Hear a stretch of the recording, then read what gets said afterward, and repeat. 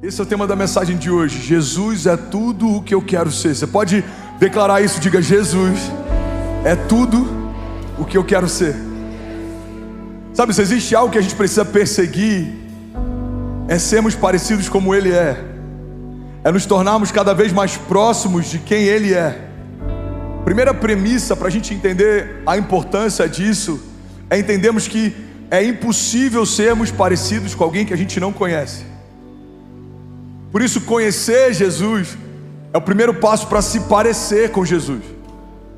Conhecer ao Pai é o primeiro passo para se enxergar como filho. Alguém está comigo? Diga amém.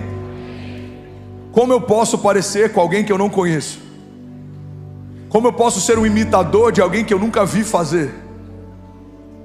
Jesus, ele fala algo, e Paulo em alguns momentos fala sobre isso também, sobre imitadores. Paulo diz: sejam meus imitadores como eu sou de Cristo.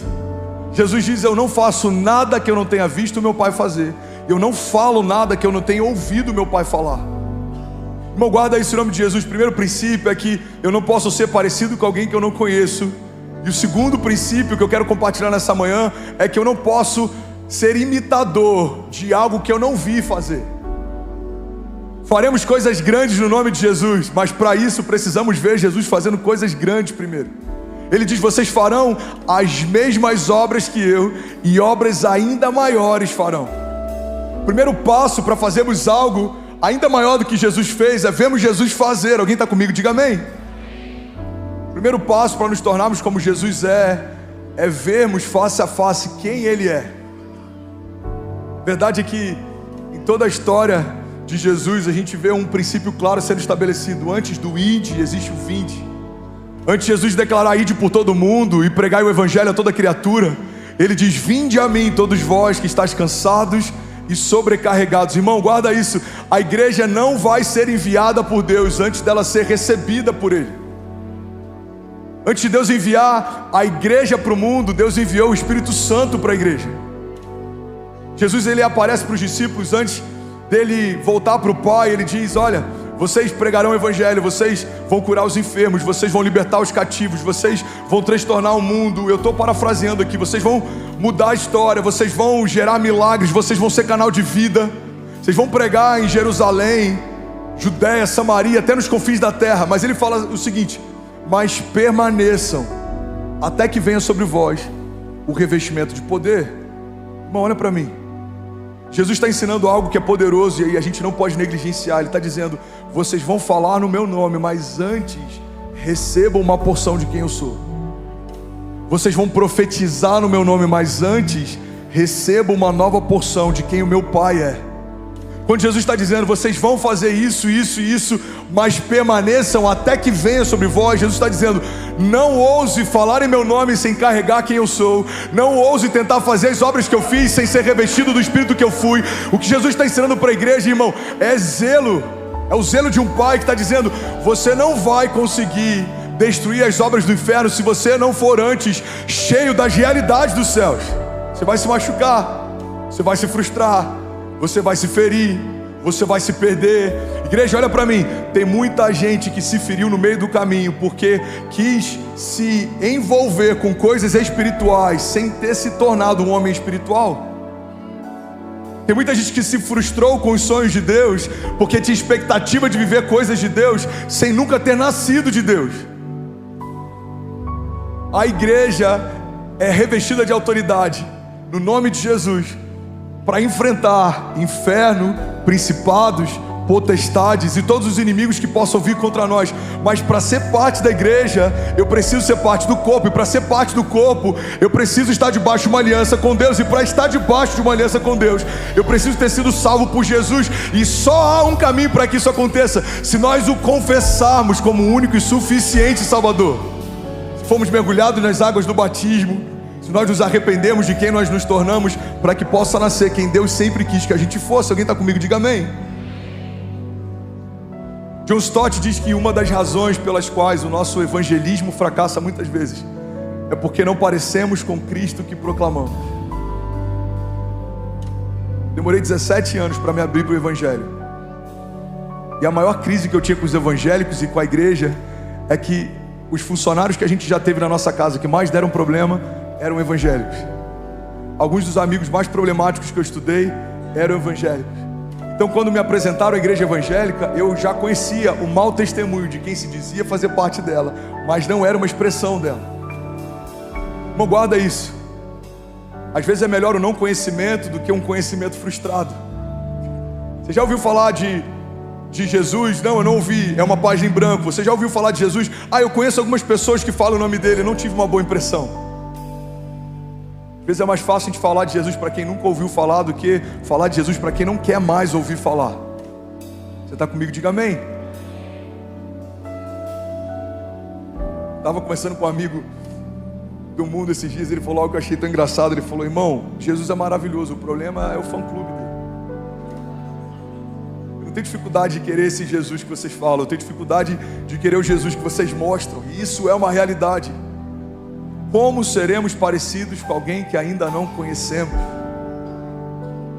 Parte da igreja tem buscado características e expressões do evangelho que são um acréscimo: a prosperidade, a riqueza, a autoridade, o romper, mas não tem buscado a base, é o caráter de Jesus, o fruto do Espírito. Porque no final das contas, o que vai mudar a história não é a obra de Deus que nós fizemos, mas é o que a obra de Deus fez em nós. Não é o quanto de frutos a gente fez, mas é o quanto do fruto do Espírito a gente deu espaço para Jesus gerar em nós. É o quão parecido com Ele a gente se tornou, é o quão parecido com Ele a gente é. Alguém está comigo? Diga amém. Mas afinal, quem que Jesus é? Eu preguei uma série inteira lá em Miami. Eu acho que eu cheguei a ministrar aqui, eu não lembro. Seria uma boa para a gente fazer em algum momento. Jesus Wild. Eu falei sobre um Jesus selvagem, porque me apresentaram um Jesus católico e ele tinha características dos pintores que pintaram ele na época renascentista: olhos azuis, cabelos louros. Me apresentaram Jesus evangélico e ele tinha muitas características dos pastores que me apresentaram. Mas em algum momento eu comecei a ter experiências com Deus e Deus me apresentou o Jesus de Deus. E ele é despido de qualquer camada de religiosidade, ou qualquer paradigma, ou qualquer ideia que a gente possa ter a respeito de quem ele é, irmão. O Jesus de Deus, ele é diferente do Jesus da religião. O Jesus de Deus, ele é despido de qualquer camada de religiosidade. O Jesus de Deus, ele é manso, mas ele também é selvagem. O Jesus de Deus, ele é uma mistura de amor e fúria. É um amor pelo pecador, mas é uma fúria contra o pecado. O Jesus de Deus, ele andava sobre as águas, ele curava enfermos, mas ele também fez de todo o inferno um espetáculo público, triunfando sobre eles na cruz. Ele era indomável, mas ele também era irresistível. Tentam prendê-lo, e quando os soldados que foram prendê-lo voltam para aqueles que mandaram prender, eles perguntam: onde é que está Jesus? Por que vocês não o trouxeram? E eles respondem: nós nunca ouvimos alguém falar como aquele homem fala. Era tão irresistível ouvir Jesus falar que até aqueles soldados que foram prendê-lo não conseguiram prender alguém que falou com eles de uma forma que ninguém jamais tinha falado. As parábolas que Jesus usava, algumas delas faziam parte da cultura da época. Mas por que Jesus falando era diferente? Porque muita gente falava sobre filiação, ele era o Filho de Deus. Muita gente falava sobre renovo, ele era a expressão do renovo de Deus. Muita gente falava sobre milagres, ele era o milagre. Irmão, Jesus era tudo aquilo que a religião falava. A diferença é que a religião só falava, Jesus expressava o que falava. A Bíblia diz, ele ensinava como quem tinha autoridade. E a história de Jesus é uma expressão clara de que não é sobre falarmos de Deus, é sobre nos tornarmos uma expressão de Deus. Os religiosos falavam em nome de Deus, redimiam pecados em nome de Deus, recebiam pagamento para liberação de pecados, cobrança de indulgências e tantas coisas que a religião já estabeleceu. Mas Jesus, não. Ele se abaixa no meio de uma tarde turbulenta, onde pessoas querem apedrejar uma mulher que foi pega em meio ao adultério, e ele escreve algo que ninguém sabe o que foi na areia. E ele estabelece um marco na história. Ele diz: se alguém não tem pecado, atire a primeira pedra. Pouco a pouco os acusadores foram saindo, até que ele vira para aquela mulher e fala: onde estão os teus acusadores? Todos foram embora. Então agora vá e não peques mais. A religião exigia que o homem fizesse algo para merecer Deus. Jesus fez algo para que, mesmo sem merecer, recebêssemos Deus. Ele é a justiça de Deus. Ele é a melhor ideia de Deus. Ele era o único filho de Deus, se tornou o primeiro de muitos filhos. Quem Jesus é? Jesus é bom. É tão bom ao ponto de quando disseram que ele era bom, ele disse: não, bom é o Pai. Jesus era humilde, apesar de ser o autor e consumador da nossa fé, apesar de ser o Messias, o maravilhoso conselheiro, o Deus forte, o Pai da eternidade, o príncipe da paz. Ele era tão parecido com seus discípulos que Judas precisou sinalizar quem ele era entre os discípulos, porque os soldados não sabiam distinguir quem era o Senhor e quem eram os discípulos. Ele era manso, mas ao mesmo tempo ele era firme. Pedro afunda e a Bíblia diz que imediatamente ele estende as mãos, mas logo depois ele exorta: homem de pequena fé. O fato dele ter compaixão com os nossos erros não fazia com que ele fosse omisso com a nossa correção. A religião normalmente exorta e depois abraça. Jesus abraçava e depois exortava. Você está comigo? Alguém recebeu algo de Deus? Se for para Jesus, você pode celebrar. Aleluia! Aleluia! O conceito de humildade, a gente tem ouvido muito sobre isso inclusive, e ele é bíblico, ele é real. É que humildade não é pensarmos menos a respeito de nós. Humildade é pensarmos menos em nós. Jesus não pensava ser menos do que era, ele sabia quem era, mas ele não usurpava pessoas a partir do que era. Ele teve humildade de colocar uma toalha na cintura, lavar os pés dos discípulos. Ele teve a humildade de ensiná-los mesmo errando várias vezes, mas ele era duro também. Chega um momento que ele entra no templo e ele vê pessoas fazendo comércio na casa do seu pai. E algumas pessoas falam: pastor, não é a mesma coisa que a gente faz hoje, tendo uma lojinha na igreja. Não, Jesus não ficou escandalizado com uma store na igreja. Jesus ficou escandalizado porque pessoas que vinham de longe precisavam trocar dinheiro para poder comprar animais que ofereceriam como sacrifício. Viram nisso uma oportunidade e agora começaram a estabelecer casas de câmbio. Pessoas começaram a fazer comércio dentro daquilo que as pessoas viam em busca como uma jornada de fé. Isso é uma oportunidade. Então começou a se tornar um business. Quando Jesus olha para aquilo, ele se revolta a ponto de virar a mesa. E ele pega um chicote, ele vai para cima daqueles que estavam corrompendo a pureza do templo. Irmão, olha para mim, não há no Evangelho nenhum relato de nenhum dia que Jesus entrou num prostíbulo, por exemplo, revoltado com as prostitutas. Não há um relato de nenhum dia que Jesus entrou num bar, revoltado com os beberrões. E a minha pergunta para você é: por que Jesus não se revoltou com eles, mas se revoltou com os sacerdotes e os homens do templo? E a resposta é: porque daqueles que vivem na carne se espera obras da carne, mas daqueles que falam em nome de Deus se espera uma expressão de Deus. A regra é mais alta, a expectativa é diferente. O que esperar de alguém que não nasceu de novo? As obras da carne. Esperar de alguém que fala em nome de Deus? A expressão de quem Deus é. Como Ananias e Safira, fulminados porque retiveram algo que deveriam entregar. Mas outros entregaram menos naquela fila. Outros ofertaram menos naquele dia. Por que só eles foram fulminados? Não é pela quantidade do que deram, mas é pelo princípio que quebraram. Tentaram reter para si algo que haviam consagrado ao Senhor. A régua na graça, ela é mais alta. Na lei, se alguém pegasse uma mulher que não era sua, em adultério, ele pecava. Na graça, se você pensar nisso, você já caiu. A graça é o nível mais alto de santidade, mas também é o nível mais alto de aliança. A graça é o nível mais alto de expectativa de Deus em relação ao nosso posicionamento, mas também é o nível mais alto daquilo que Deus nos dá como acesso. Na antiga aliança, os sacerdotes se consagravam para que um homem entrasse pontualmente na presença de Deus. Na nova aliança, a presença de Deus habita dentro de homens comuns como eu e você.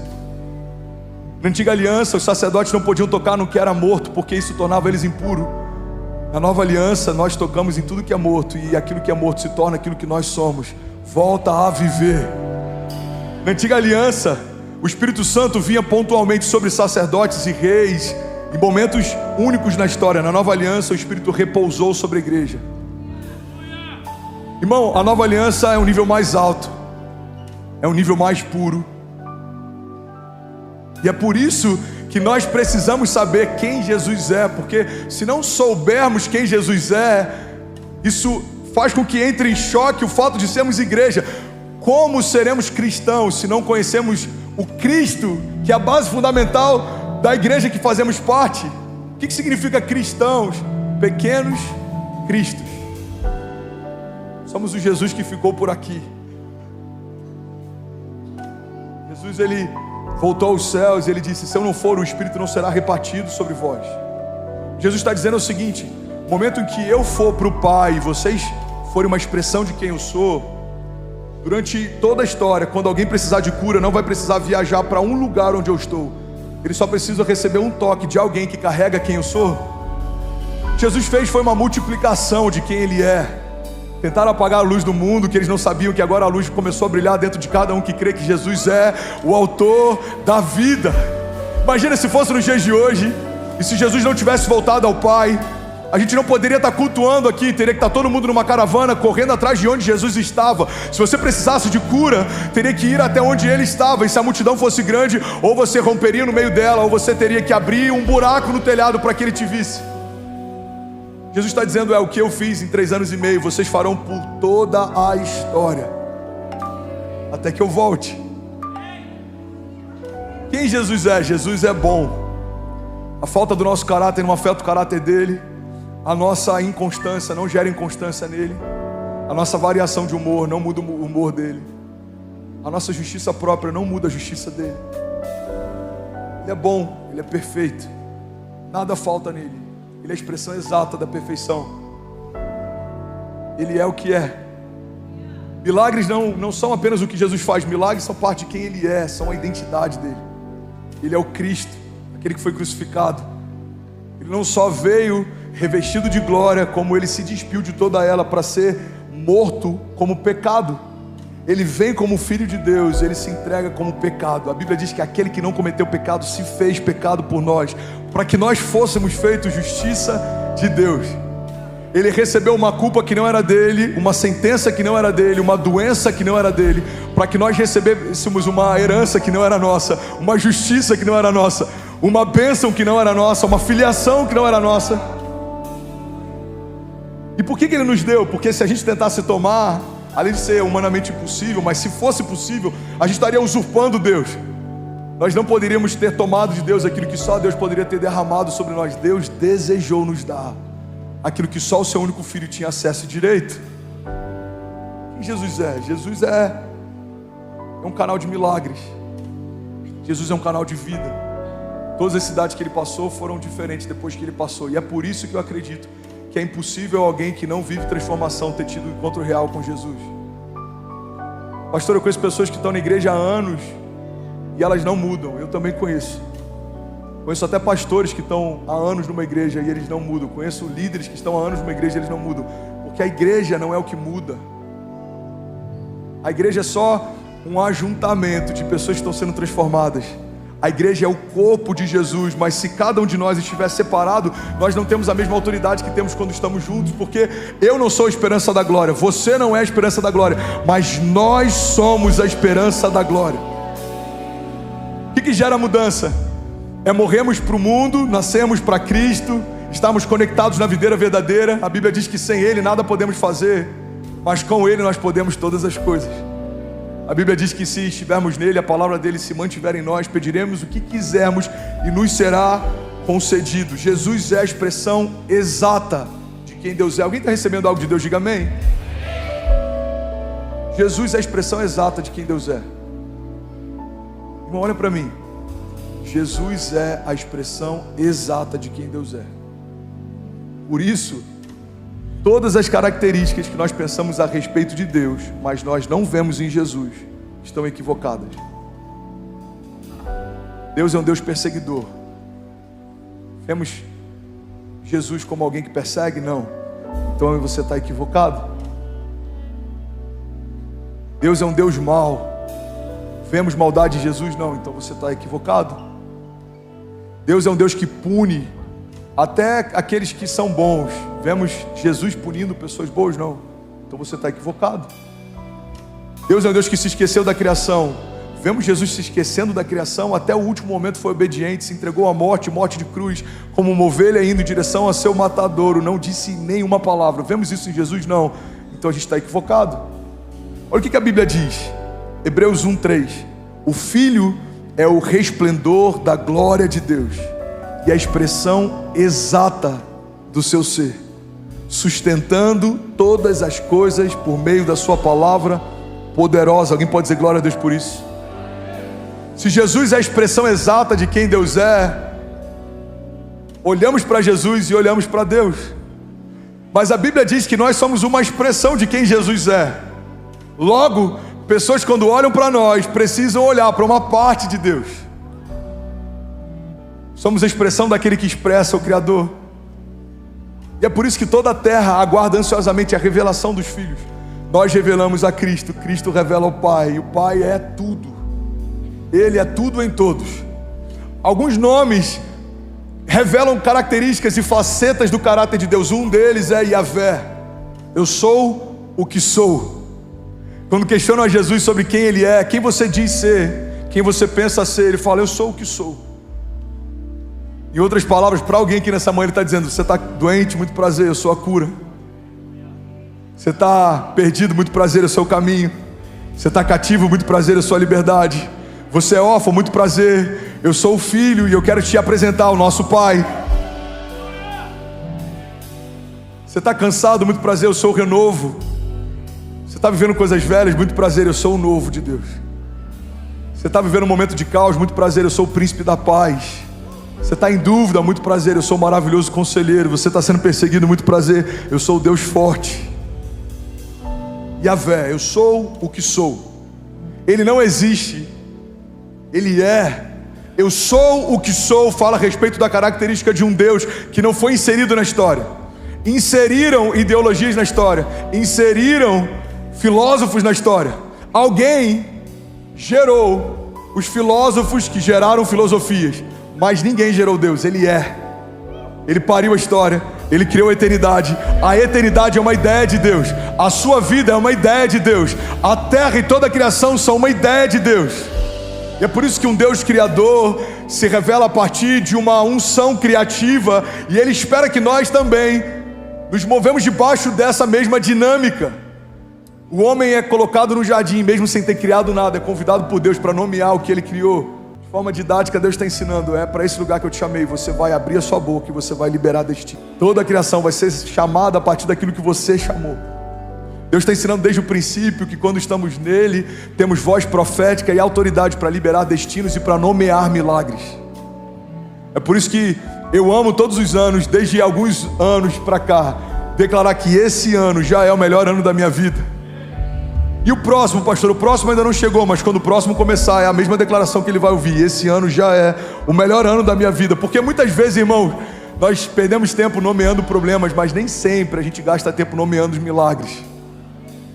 Esse é o ano do romper, esse é o ano da promessa, esse é o ano da multiplicação, esse é o ano da aceleração, esse é o ano do transbordo, esse é o ano das portas abertas, esse é o ano do mover de Deus, esse é o ano do agir de Deus, esse é o ano do favor de Deus. Alguém aqui comigo nessa manhã? Outro nome que revela o caráter de Deus, se for para ele, você pode fazer melhor.